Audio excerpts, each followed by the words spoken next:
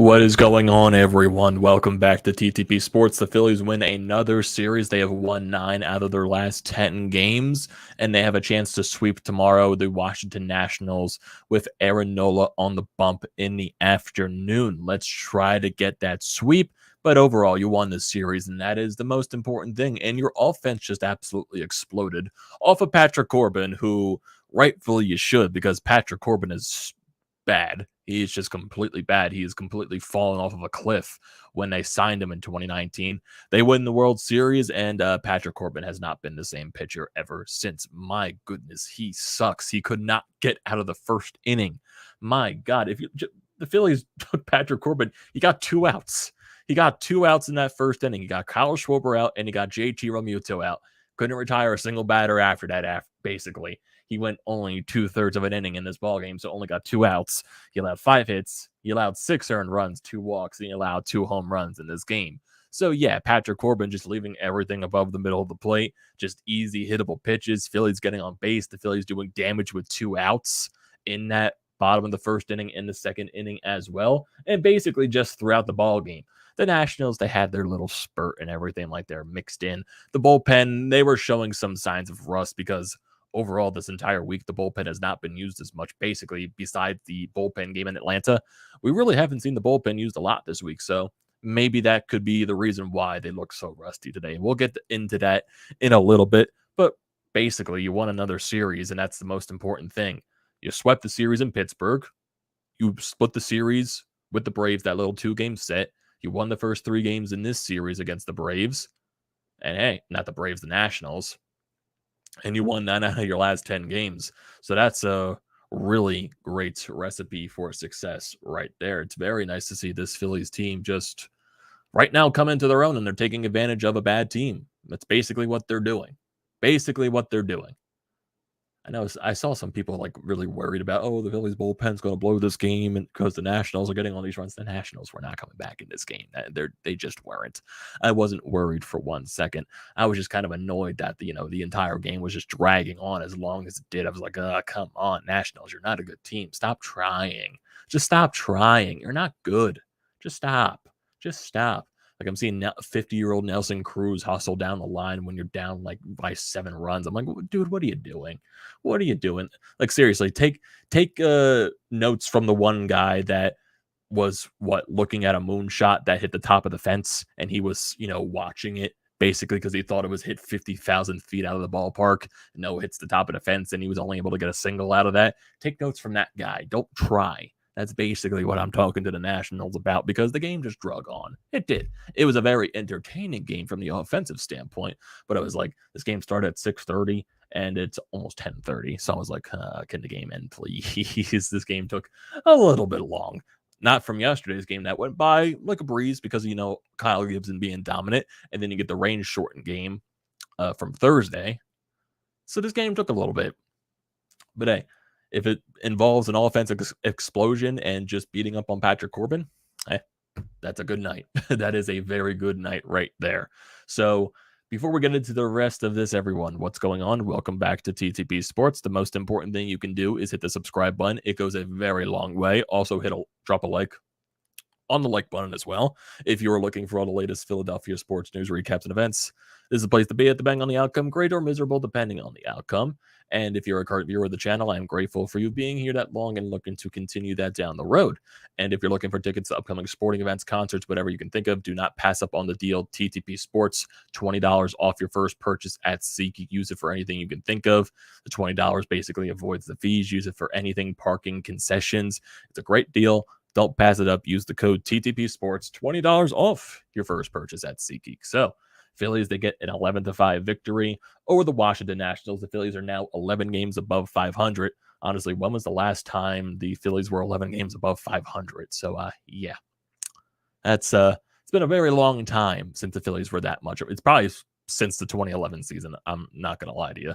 It's probably been that long since the Phillies were this many games over 500. So it's a very nice feeling. It's a very odd feeling because we haven't felt this, this type of experience for the past so many years now. It's been basically over a decade at this point. My God. But hey, it's very enjoyable. It's very nice to see. First inning, though. First inning. Oh, what a dandy. What a dandy that we got to experience there. So we had Ranger Schwarber on the mound as well today.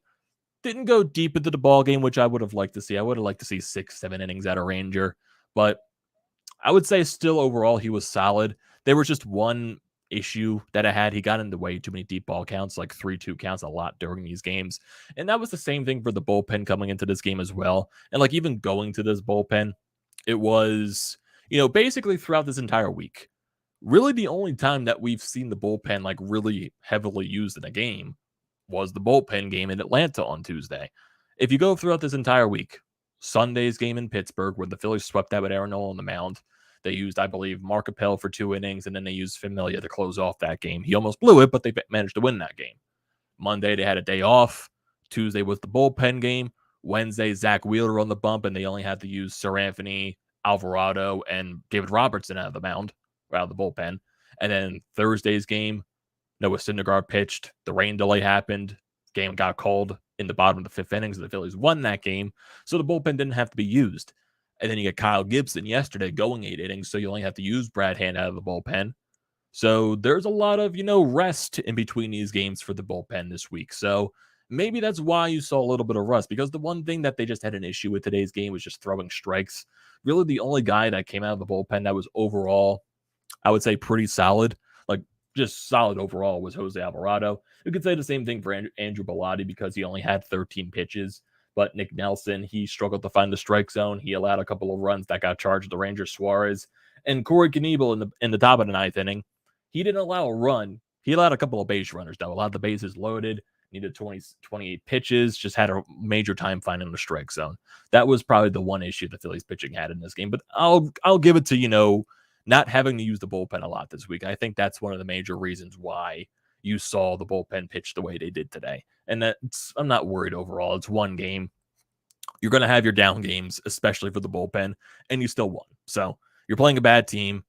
Bad bullpen games happen. Just bounce back the next day. You're going to have Aaron Nola on the mound tomorrow, so I expect at least 6 innings from Aaron Nola.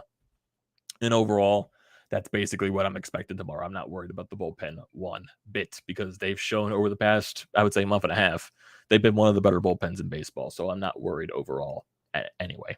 No worries at all. So we go to this bottom of the 1st inning finally.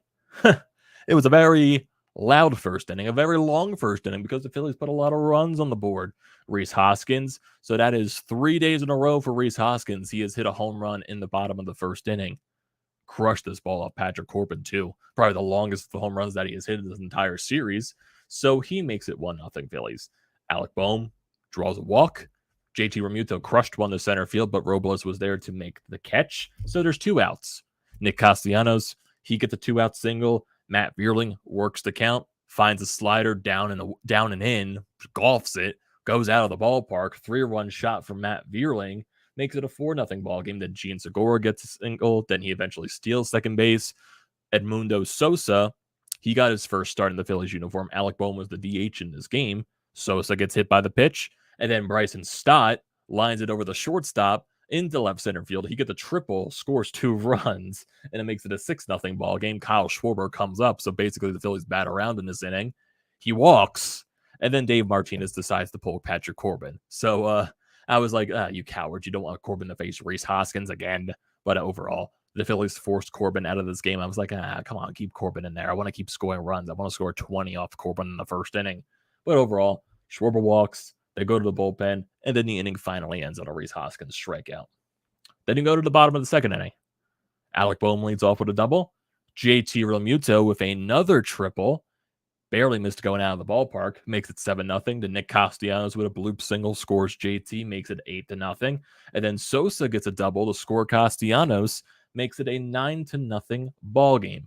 Then you go through your innings, a little bit quiet going here after. Nationals bullpen, Phillies, Ranger Suarez basically going at it at that point. And then you go to the top of the 6th. This is when the Nationals, they try to make their comeback. Luke Voigt leads off with a home run. Then you get a walk. Then you get a double by Thomas, and then Nick Nelson comes out. He gets the 2nd out of the inning by getting Franco to foul out, but then he allows a double, scores 2 runs, makes it 9-3. He walks a batter, then Robles gets it on an infield single, makes it 9-4. Then he manages to get Cesar to strike out. So overall, like I said from Nelson, he had trouble finding the strike zone. And I think with the bullpen tonight, it was just, the lack of use from the bullpen this entire week. There were so many off days in between so many games. I think that's probably the reason why they were lacking to find the strike zone in this ball game. Phillies respond, though, in the bottom of the sixth. Alec Bohm leads off with a walk, and then JT Realmuto just crushed the ball that just kept on carrying and carrying and carrying and carrying. Goes into the bullpen, 2-run shot for JT. That's his second home run in back-to-back days. He makes it 11-4. That's very nice. I like that response from the Phillies there. Top of the seventh, Bilotti out there on the mound. He allows a sac fly to Thomas, makes it 11-5 Phillies.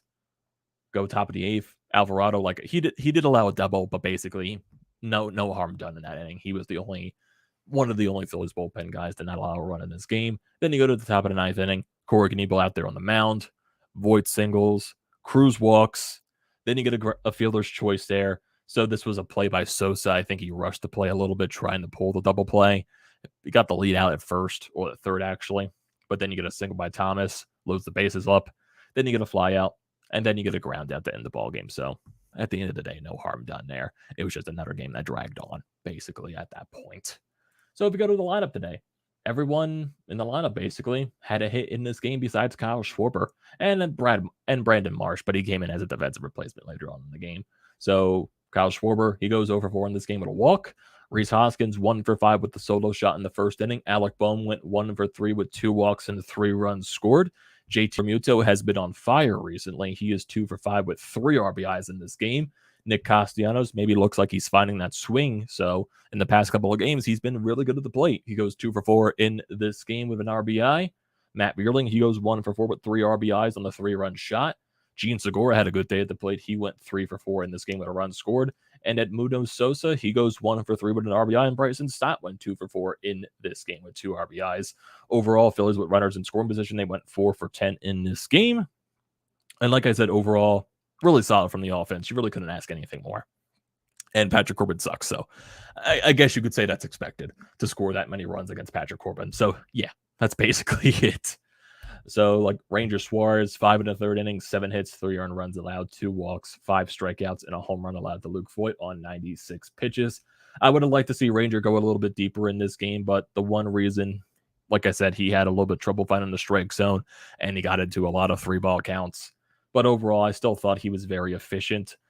Rest of the bullpen, there was just, basically, like I said, a lot of rust involved. There were a lot of days off this week for the bullpen, with yesterday with with Kyle Gibson's game, the rain delay on Thursday, the off day on Monday, the Zack Wheeler game on Wednesday, Aaron Nola's game on Sunday. So the bullpen just wasn't used a lot this week, besides the bullpen game in Atlanta. So Nick Nelson, he went 2/3 of an inning, allowed 2 hits, 1 earned run, 1 walk, and 1 strikeout. Andrew Bilotti, he allowed a hit and an earned run on 13 pitches. Jose Alvarado went the full inning in the 8th, 15 pitches, 1 hit, 1 strikeout. Corey Knebel struggled a little bit in his top of the 9th, 28 pitches, 2 hits allowed, 1 walk, but he managed to get out of that without a run earned. And if we look at the standings right here, we basically just look to the other scores, because I believe the Cardinals won the first 2 games against the Yankees in this series, which was not very expected. I thought the Yankees were going to win those 2 games, but as I stated yesterday, I think for Phillies fans right now, the one thing you should focus on, maybe not the Cardinals, the Brewers, because I do believe at the end of the day, the Cardinals are going to win the Central Division, and the Brewers are the team that's going to fall off. That's what my belief is right now. The Brewers, they are losing to Cincinnati 7-3 in the bottom of the 9th. So most likely there, the Cardinals would push into first place in the Central, and then the Brewers would drop into the wild card race, with the Phillies having the game, I believe, a game and a half game above them, I believe, if I look at the standings so far. So if I go to baseball standings, look at the wild card.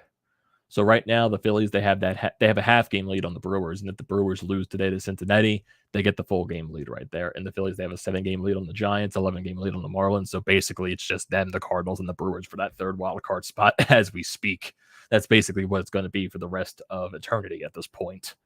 So yeah, if you look at the NL East standings, the Mets, they played the Braves this week, and they're actually, getting some ground on the Braves. They now lead them by 5.5 games. The Mets are 69-39 on the year, 30 games above 500. The Braves are 64-45. They lost 2 straight to the Mets. They're 5.5 out. And the Phillies, they're only 4 games behind the Braves for second place in the NL East. So that's an intriguing thing to see right there. So, hey, keep winning, keep taking advantage of your schedule. And I want to go to the Brewers again, just to look at their schedule going towards the rest of the year. That's what I want to look at right now. So, like I said, they're losing 7-3 to the Reds right now. Looking at the rest of their second half schedule, and they got a tough schedule coming. They definitely do. They got swept by the Pirates. They did. So if I look at their second half to start off right here, they won a 4-game series in Colorado or against Colorado.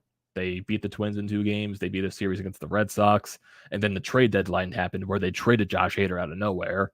They end up losing 4 straight games, then getting swept by the Pirates. Then they won the first game against Cincinnati. They're losing this game, so they're most likely going to lose that and see what happens tomorrow. They got a 2-game series against the Tampa Bay Rays. Then they go to St. Louis, so one of those 2 teams is going to lose those games. Then they have a 4-game series against the Los Angeles Dodgers. That's going to be a tough series for them. They have a 7-game stretch in a week and a half span against the Dodgers. So, yeah, that's going to be it's going to be a tough stretch for the Brewers there. They do play the Cubs a lot, though, in that stretch with the Dodgers as well. Play the Pirates, 4-game series against the Diamondbacks, Rockies, Giants, Reds. Then they have a whole stretch right here against the Cardinals, the Yankees, and the Mets, all in a 8-game span. Cardinals, Yankees, Mets. So that's a tough stretch for them right there. But then they also finish the season out against the Reds, the Cardinals, the Marlins, and the Diamondbacks. So right now, the Phillies, they're the team. They control their own destiny at this point. They do. I know the Brewers' offense has been a lot better to start the second half, but at the end of the day, I do think that's going to come back down to earth because the Brewers overall this season have not a good offense. They really rely on their pitching, and I do think the offense is eventually going to die down. So that's basically what I'm thinking about right there. So yeah, that's basically what I'm thinking of right there. Phillies, they're in possession of that 3rd wild card spot, and they control their own destiny at this point. Actually, I want to see how close they actually are to the Padres and stuff like that in the wild card. And they're only a game behind the Padres, so you never know what's going to happen over these last course of a month and a half at this point, or 2 months as we speak, actually. So yeah, very fun time. You have a chance to get a sweep tomorrow with Nola on the mound. You won the series, which is the most important thing. Now, finish the job. That's basically all you got to do at this point. All you got to do. And actually looking at the first wild card spot, yeah, they're also 4 games out of that first wild card spot too. So, hey, if you keep winning games, you'll find a way to go. The Padres, they've lost 2 straight since getting Juan Soto. The Braves, they lost 2 straight to the Mets, so they're struggling a little bit there. Yeah, that's basically it. The Phillies have won 4 straight games. They won 9 out of the last 10.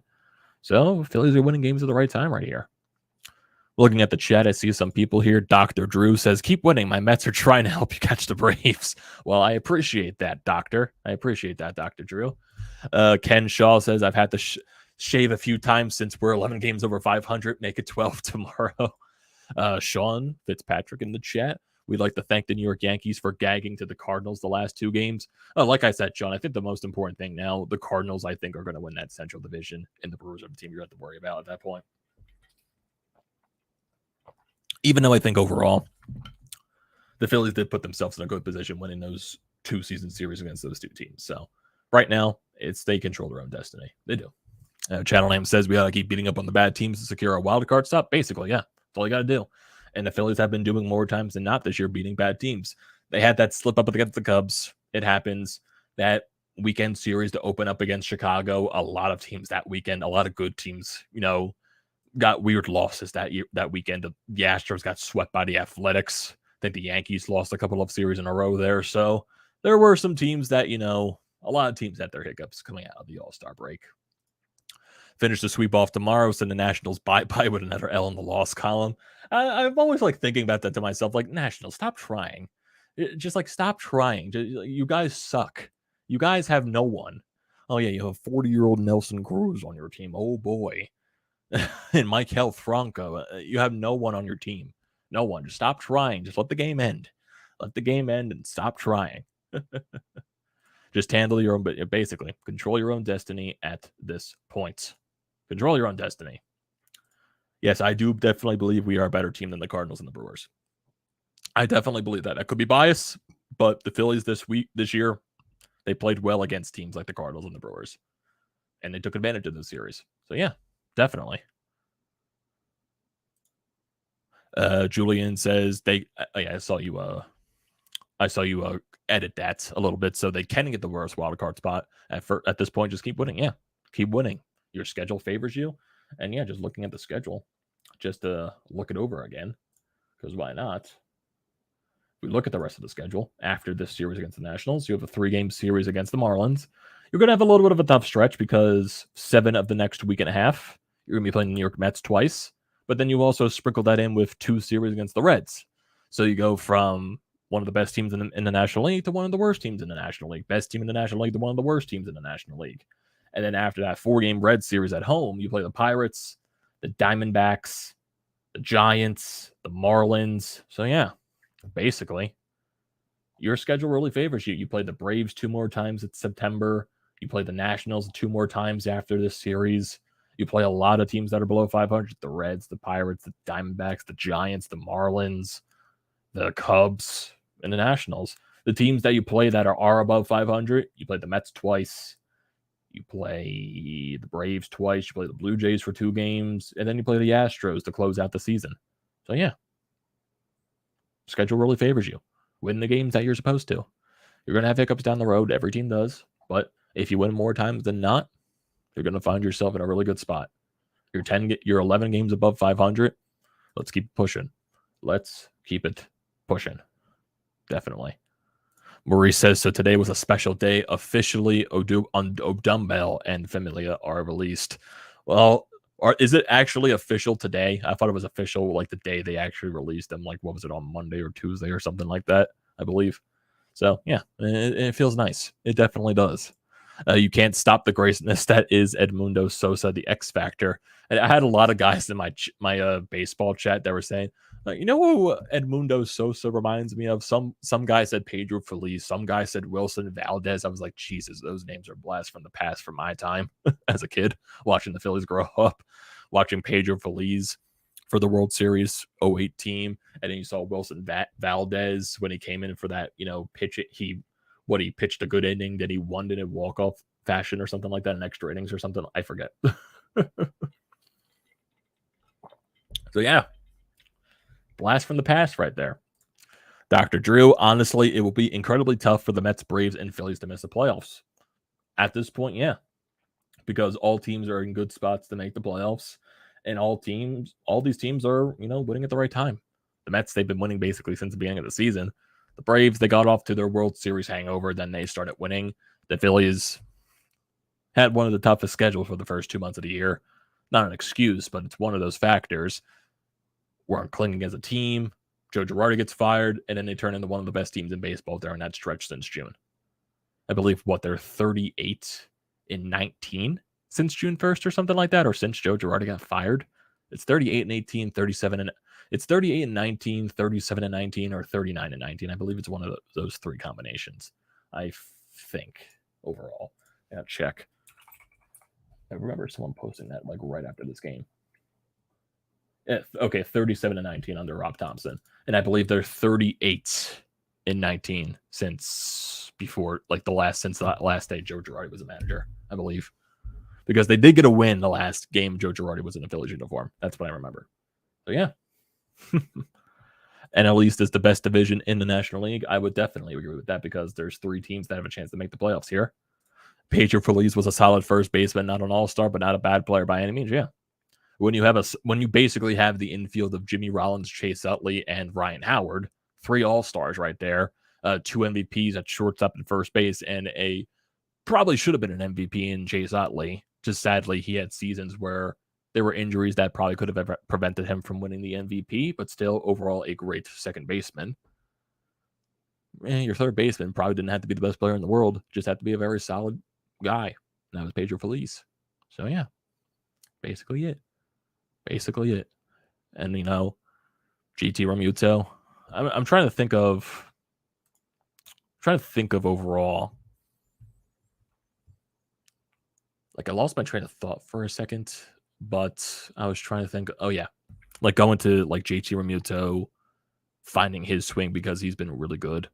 What else? Nick Castellanos. It looks like he's starting to find his swing again. He's barreling a lot of balls off. Rhys Hoskins. He's hit 3 home runs in the past 3 days.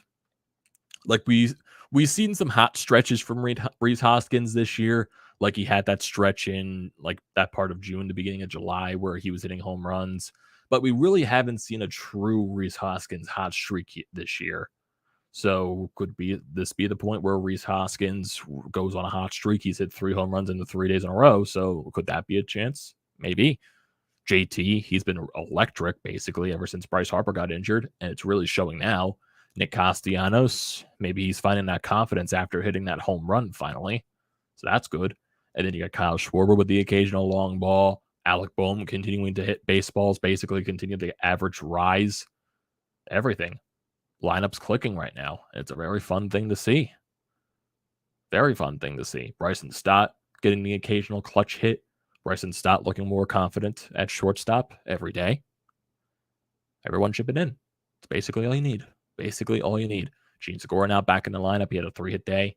And eventually when you get Bryce Harper back in the lineup. Can't wait. And it's funny too. If you go back to Thursday's game, because Bryce Harper was in the broadcast booth that game. He was talking about, his favorite player to watch in the league. You know how many times he said JT Realmuto was his favorite player to watch? Well, he said on Thursday Trey Turner from the Los Angeles Dodgers was his favorite player to watch. Could that mean something? We know what you're doing there, Bryce. We know what you're doing there, Bryce. Trying to recruit people. Trey Turner this upcoming offseason is a free agent. Gene Segura coming off the books. He has a team option. Buy him out there. Opens up that spot. Move Bryson Stott to second base. Go after a Trey Turner in free agency. You already bought out Didi Gregorius, so his money's going to come off the books in the offseason. Money come off the books. Trey Turner, free agent. And it's funny, too. I believe it's Trey Turner's wife or girlfriend, whatever you want to call it. His wife posted on Instagram a story of him and Bryce Harper together during, I guess, one of the games this year in Philadelphia between them and the Dodgers. And his wife said in the post, I miss you, Kayla. I miss you. Like, I miss you at Kayla Harper. So she misses Bryce Harper's wife. Is there a connection there? And there was a lot of posts this year, too, from John Heyman specifically, because I believe John Heyman's in John Middleton's pocket and Scott Boras' pocket as well, that Trey Turner would be heavily invested by the Phillies if he goes into free agency, which most likely he will go into free agency. And I would expect the Phillies to go hardball on him.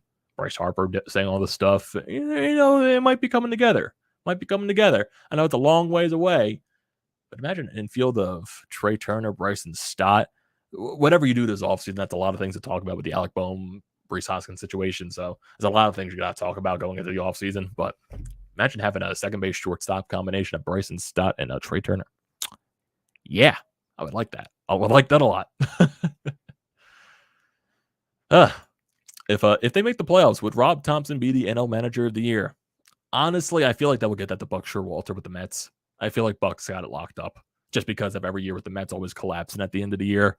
Most likely, I do not expect them to collapse at all. They're going to make the playoffs. So Buck Showalter finally getting them off the hook, getting them around that hump. I think he gets NL Manager of the Year, in my opinion. I think Rob Thompson will be up there. So yeah, why not? Dr. Drew says Chase Utley still gives him nightmares. I feel like he gives a lot of Mets fans nightmares at that point. Mets fan Ruben Perez says, Mets fan here. It should be good between the Mets, Braves, and Phillies. And the Cardinals did win today, but the Brewers did lose, I believe. That game is official, if I'm not mistaken. Yes, the Brewers tried to make a comeback. They were down 7-3, did I say? They scored 2 runs in that inning, but the Reds managed to win that. So the Phillies are now a game ahead of the Brewers for that third wild card spot, if I'm not mistaken.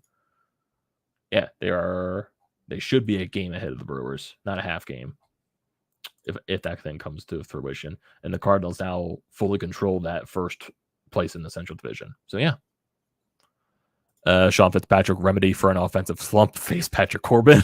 Well, basically, Patrick Corbin is terrible. He is absolute hot garbage. Like, seriously. If you think of Patrick Corbin, they signed him in 2019. They go out, win the World Series. The Nationals sold their soul to win that World Series. My God. All the players that were on that roster are basically gone now. Victor Robles, I believe, is the only guy left from that 2019 roster. Rendon's gone. Max Scherzer, Trey Turner, they were traded last year. Juan Soto's now gone. My goodness, a lot of those guys. Ryan Zimmerman retired. Steven Strasburg's still on the roster. I forgot about that, but he's always injured at this point. So that's a terrible contract for them. Patrick Corbin's also the guy I left from that 29. I don't know why I'm contradicting myself, but it is what it is. Think about that 2019 offseason when the Phillies got Bryce Harper. The Phillies were also in on Patrick Corbin too. But then the Nationals came in and they gave him that 6-year deal. Imagine if the Phillies signed Patrick Corbin. If we had Patrick Corbin, we probably wouldn't have been able to get Zack Wheeler. Thank God that didn't happen. Because my goodness, that contract is terrible. That contract is terrible for the Nationals. I believe I saw a tweet today for the next 2 seasons. They owe him $59 million over the next 2 years. And Patrick Corbin this year has been god-awful. He's been awful basically since last year. But his numbers, oh my God, he is 4-16. His ERA was at 6 point something when we checked the last time. His ERA is now above 7. It's a 7.02. His whip is 1.8. It's almost a 2 whip. A 2 whip. My God. And for Patrick Corbin, now 2 out of his last 3 starts, he wasn't able to go past the first inning. On July 27th against the Dodgers, he only got 2 outs. And today against the Phillies, he only got 2 outs. My goodness. Patrick Corbin. What a complete fall off of his career. My God. And it's funny, too. I saw a tweet that was like reposting a tweet from a while ago about the Nationals. I'm trying to remember where it was. I'll probably find. Oh, here we go. So this was posted on. Remember that one tweet the Nationals posted about it's not that difficult to beat Philadelphia? And ever since then, the Phillies have dominated the Nationals. So that tweet didn't age well. Here's another tweet that didn't age well. This was on April 18th of 2019 after Patrick Corbin went 7 2/3 innings, 2 hits, 1 earned run, 1 walk, and 9 strikeouts. They said, can't give Patrick Corbin 6 years, though. That tweet hasn't aged well. That tweet has not aged well at all. My God. My God. My God. My God. My God. Patrick Corbin sucks. He's just terrible. He is so bad. It's not even fun. It kind of is funny, but I kind of feel bad at the same time. But man, it is so bad for Patrick Corbin. Like, just think about it with the Nationals. That all the players that they've had since like even going back to Bryce Harper, they're all gone. They're all gone. Besides like Victor Robles, Steven Strasburg, and Patrick Corbin, they're all gone. Bryce Harper's a Philly, obviously. Rendon went to the Angels after the win in the World Series. Last year, Trey Turner and Max Scherzer got traded to the Dodgers, and then Max Scherzer signed with the Mets. And now Juan Soto's a Padre. Like, the major pieces of their core are all gone. All gone. And now they're just, like, they were bad this year, even with Juan Soto and Josh Bell. They're even shittier. Will this Nationals team even surpass 50 wins? That's a question. I'm sure they'll get close to 50 wins. They'll probably eventually win 50 games. But how many losses will they have? They already have 73 losses on the year. Will they surpass like 110 losses? Because this Nationals team could be one of the worst teams in baseball history. One of the worst. It's that bad. It is that bad. They sold their soul to win that World Series. They did. Well, maybe since the Philadelphia sold to win the Super Bowl, but we're close. Some of our teams are close, at least. I won't point out one team, though. One Philadelphia team I will not point out. They should not be mentioned. But 3 other teams are getting closer, though. They are. They are. Let's see. Keep recruiting Trey Turner. Bryce, good job. Justian says Sports Illustrated that the Phillies could get Turner in free agency. Yes, I did see that. And I saw a ton of posts from John Heyman earlier on in the year that said that as well. So free agency is going to be big. If you're a solid offensive player, why wouldn't you want to hit in Citizens Bank Park? Well, the tweets I saw from John Heyman says that if Trey Turner hits free agency, he's most likely going to go back to the East Coast. So teams that most likely will need a shortstop, they're teams that could use them, definitely. Phillies are definitely going to be in the market for that. I'm trying to think of teams in the NL East. Dansby Swanson is going to be a free agent this year, but I would think the Braves would try to re-sign him. What else in the NL East? Could you say Miami? But would Trey Turner? I know Trey Turner's from Florida, but would he really want to go to the Miami Marlins? That's a question mark right there. I'm trying to think of the AL East. The Yankees, they're probably always going to be a factor. Red Sox, no, because they got Bogarts and they also got Trevor Story. Who else? The Blue Jays, probably not. The Orioles are a wild card, I believe, because they've had a pretty solid year. Everyone expected them to be terrible. They've been a pretty solid team. They're probably not going to make the playoffs, but they're exceeding expectations, and they're growing something there. Would the Orioles be a surprise team? But I would say the Phillies are the favorite to get Trey Turner. I would say that. So hype if we got Trey Turner, yes, I would be very hype. Trey Turner's only getting better with age.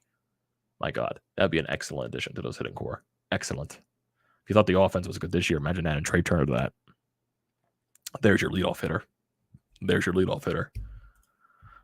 It wasn't so long ago when Patrick Corbin dominated the Phillies. He really fell off a wagon as a solid starter, yet Patrick Corbin's career has completely fallen off a cliff. Hey, he got his World Series and he's getting paid. I guess he does. I'm sure he cares, but it's like, yeah. LOL Nets. Corbin and Familia need to do a lunch and have a little therapy session. Corbin and Familia have secured spots as pitchers in next year's home run derby. Oh, geez, imagine all the home runs. Eagles are going to win at least 2 playoff games. What shirt are you wearing tonight? Is that a Phillies sports team you won't mention? I don't know what you're talking about, Sean. I don't know what you're talking about. This shirt? I don't know what you're talking about. I don't know what you're talking about there. I don't know what you're talking about. I'm not wearing any specific Philadelphia sports team shirt that I don't want to mention. Don't worry about it. Definitely don't worry about it.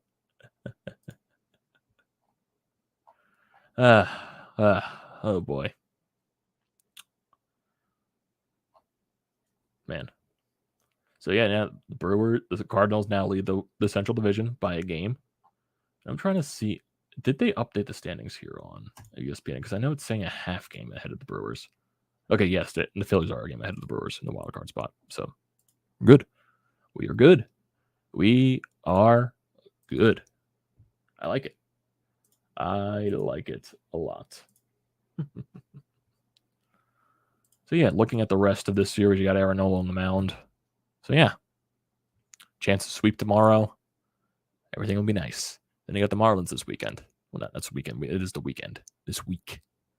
3-game series against the Marlins, and everything right there. Send you a reverse retro for the flight. No, Sean, you got to send me one. I owe you Swedish fish. I don't owe you a jersey. I owe you Swedish fish. I don't think that means reverse retro jersey. I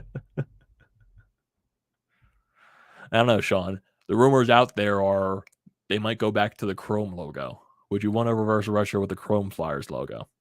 It's a question for you right there, Sean.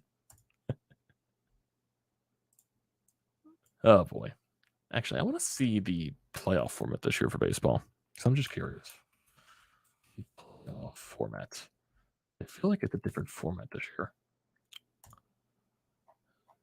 Okay, here we go.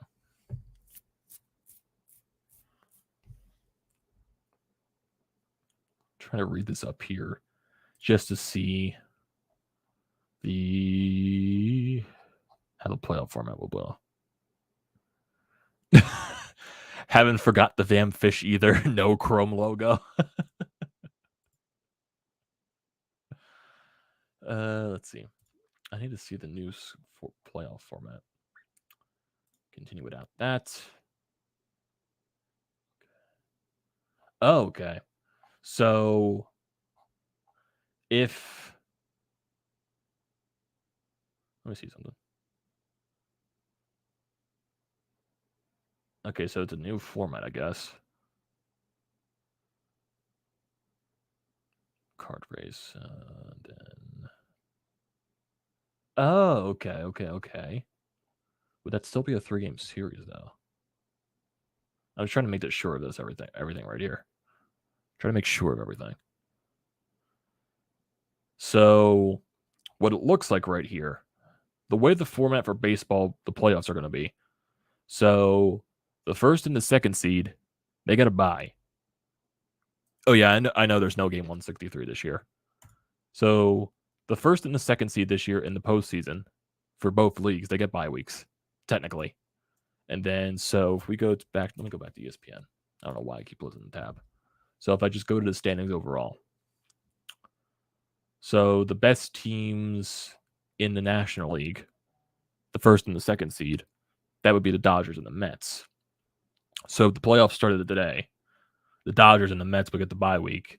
And then the Dodgers would play the winner of the 4th place through 5th place teams, which would be the first and the second wildcard teams.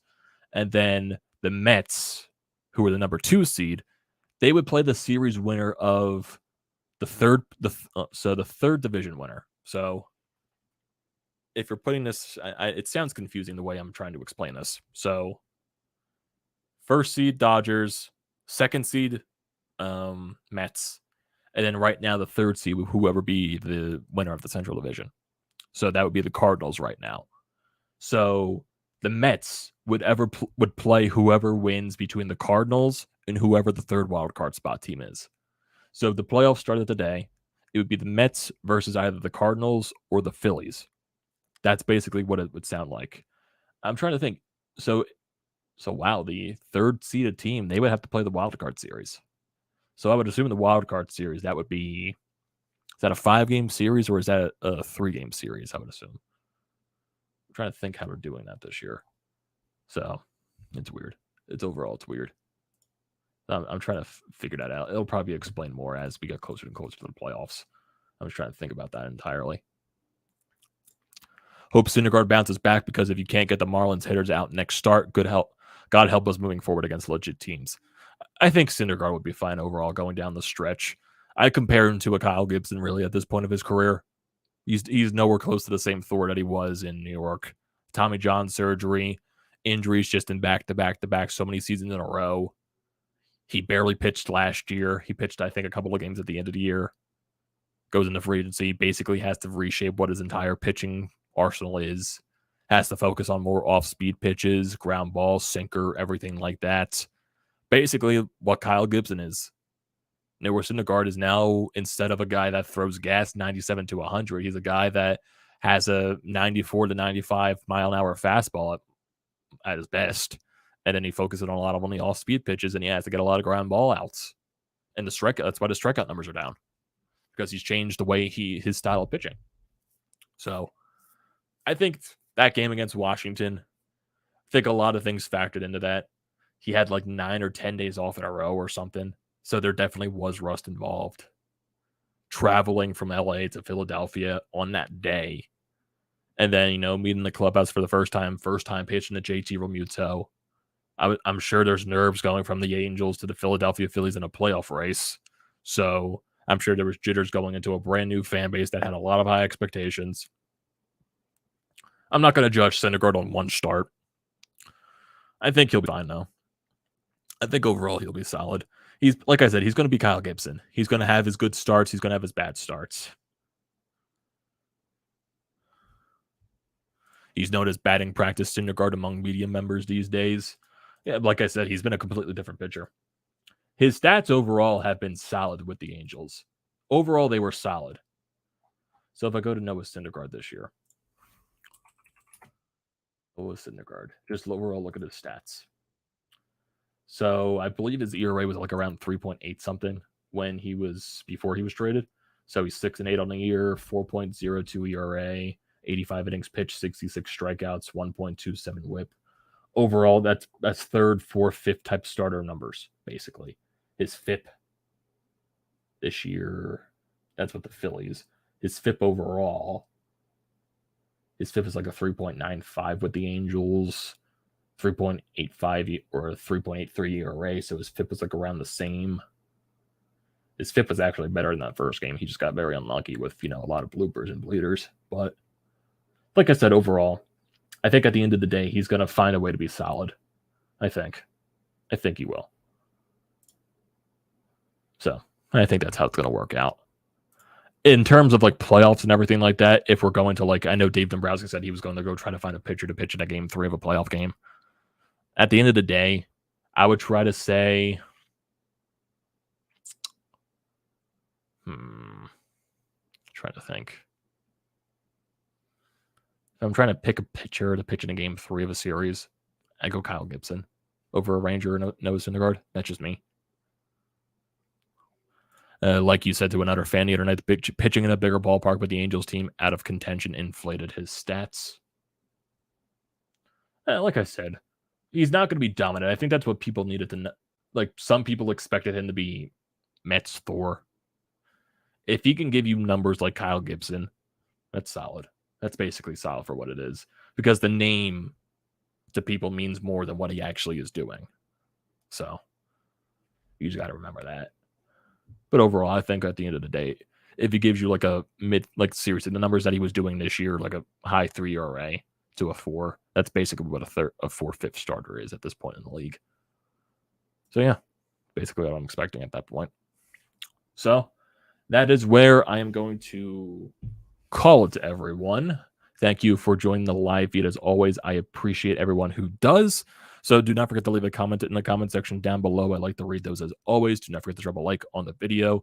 Do not forget to check out the painted lines, which I'm part of. Links are down in the description below. Check out everything else in the description, BrodesMedia as well. Do not forget to hit the subscribe button. It goes a very long way. Don't also forget to use the code TTPSPORTS, $20 off your first purchase at SeatGeek. Is a great deal. Do not pass it up. Thank you everyone for joining the stream, and I will see you next time.